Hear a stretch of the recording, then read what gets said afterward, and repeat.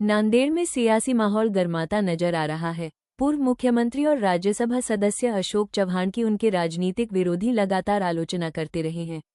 खासकर प्रताप पाटिल चिखलीकर और हेमंत पाटिल आलोचना का कोई मौका नहीं छोड़ रहे हैं। जब अशोक चव्हाण से इस बारे में पूछा गया तो उन्होंने विरोधियों की आलोचना को नजरअंदाज करते हुए सधी हुई प्रतिक्रिया दी। जिला परिषद चुनाव के मद्देनजर विपक्ष की ओर से चल रही आलोचना पर अशोक चव्हाण ने कहा, आलोचना उनकी आदत है। उन्होंने ये भी कहा कि नगर निगम चुनाव में जनता ने इस तरह की आलोचना का कितना जवाब दिया, ये सबने देखा है। साथ ही उन्होंने विश्वास जताया कि जब भी जिला परिषद का चुनाव होगा, जीत हमारी होगी। असं आहे की मराठवाड्यात पाऊस, अवकाळी पाऊस झालेला आहे, सर्वत्रच विषय आहे तो. जे काही नुकसान झालेलं आहे त्याचे पंचनामे करावे लागतीलच.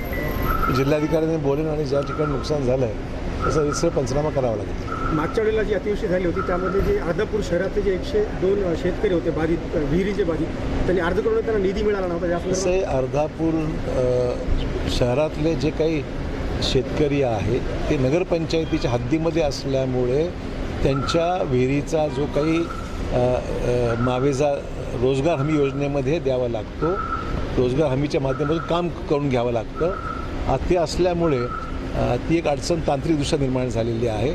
मी मुख्यमंत्र्यांना भेटलेलो आहे आणि मुख्यमंत्र्यांना मी सांगितलं, म्हटलं नगरपंचायतीच्या हद्दीमध्ये शहरामध्ये आपण देता येत नाही, ही गोष्ट बरोबर आहे, परंतु नगरपंचायत ही जी आहे ती अतिशय खालच्या म्हणजे दर्जाचा हा विषय आहे आणि त्यामुळे त्याला तांत्रिकदृष्ट्या ज्या विहिरी बुजलेल्या आहेत किंवा ज्या रोजगार हमीमध्ये ज्या कव्हर होत नाही त्याला विशेष बाब म्हणून त्याला आपण त्या लोकांना ती रोजगार हमीमध्ये मदत केली पाहिजे असं मी सुचवलेलं आहे आणि त्यात मार्ग निघू शकतो असं माझं मत आहे. मुख्यमंत्र्यांनी तसं सूचित केलेलं आहे. मित्रपक्षातले मित्रपक्षाला 7 जून पाण्याचा शुभारंभ झाला, त्या शुभारंभामध्ये आनंदराव बोंडारेकरांना डावललं गेलं असा आरोप जो आहे. नाही, कोणी डावलण्याचं असं कोणी डावललं नाही.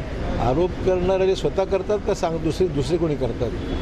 जे आमचे मित्रपक्ष आहेत महापालिकेमध्ये ते सर्वांना घेऊनच आमचा कार्यक्रम, कधी कधी लोक असतात कधी नसतात, अधिवेशन चालू होतं मधल्या काळामध्ये, त्यांना बोलू ना, तसं काय विषय. मित्रपक्षातले जे तुमचे नेते आहेत हेमंत पाटील चिखलीकर टीका टिप्पणी सुरू केली, म्हणजे जिल्हा परिषद लागणार आहे का, काय संकेत आहेत का तसे? त्यांची सवय ते महापालिकेत सुद्धा पाहिलं, पण लोकांनी त्यांना किती त्याच्या टीका टिप्पणीवर किती प्रतिसाद दिला पण पाहिलेलंच आहे. मला त्याला अधिक काही वेगळं सांगायची गरज नाही आहे. जिल्हा केव्हाही लागो जिल्हा परिषद, निश्चित विजय आमचा होणार आहे.